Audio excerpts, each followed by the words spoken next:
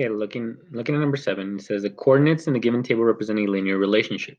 Find the slope and the y-intercept of the graph of that line. Now, whenever you see a table like this, what you want to do is look at how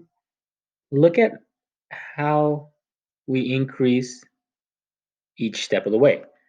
So from 4 to 2, we're actually subtracting 2. From 2 to 0, again, we're subtracting 2. And from 0 to -2, we're subtracting 2. We want to do the same thing on the other side. From 3 to 0, we're subtracting 3. From 0 to -3, we're subtracting 3. And basically all of them we're subtracting 3. Now, this represents a change in y, and this represents a change in x.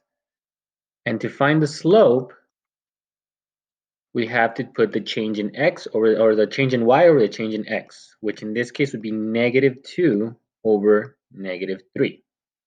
Now, because we have a negative and a negative, we would actually put a positive 2 over 3 to simplify it. And let's see, so we can eliminate b and d right, based off of that. Now let's look for the y-intercept. The y-intercept is wherever a line crosses the y-axis. So in this case, for example, that point would be the y-intercept. So what does that mean? That means that it'll be the x value of 0 and a number for y. In this case, if we notice, 0 and 2 would be where our y-intercept is. So the answer here is C. And now let's look at number 9. Now number 9 can be a little bit tricky. And the idea here is to put up a proportion so that we can see that these two triangles are similar.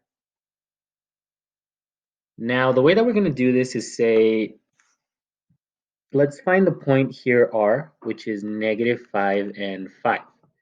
The point at T is -1 and +3. And the point of V is 7 and -4. So what the triangles represent is us finding the slope from R to T. So if we were to find the slope from R to T, the way that we can do that is by plugging into our formula y2 minus y1, x2 minus x1. So we can say that y, and I believe, just one second, that shouldn't be a 3, that should actually be a 2. Just want to change that. Yeah, it should be -1 and 2. But anyways, so what we would want to do here is say, let's say t is x1. So -1 is x1, 2 is y1. And then I'm going to make r x2, y2. Or maybe it should be the other way around. It really doesn't matter too much, but for this, the context of this question, let's do it the other way. So this is x1, this is y1, this is x2, this is y2. So putting that proportion, we could see that we have 2 minus 5. That's y2 minus y1. And then -1 minus -5.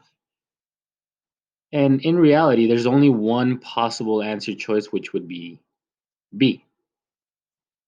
But if we really wanted to make sure, we would set that equal to the next part, which is from the slope from T to V. And that's the slope of the bigger triangle.